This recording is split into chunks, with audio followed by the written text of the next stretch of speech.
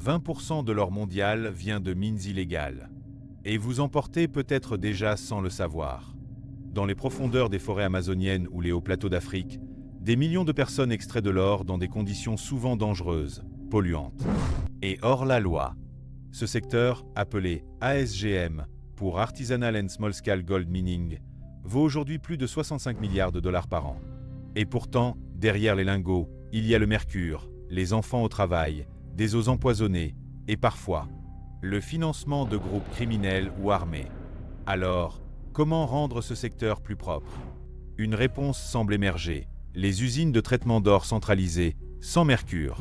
Selon la World Bank et le World Gold Council, ces installations augmentent le rendement de leur extrait de 40 à 90%, éliminent le mercure, permettent des revenus plus élevés pour les mineurs et surtout, facilitent la traçabilité. Mais tout n'est pas si simple. Dans certains pays comme l'Équateur ou la Mongolie, les lois sont si complexes que seuls les mafieux arrivent à passer entre les mailles du filet. À cause de la corruption, beaucoup de ces usines légales ferment, ou finissent elles-mêmes par traiter de l'or issu de l'exploitation illégale pour survivre.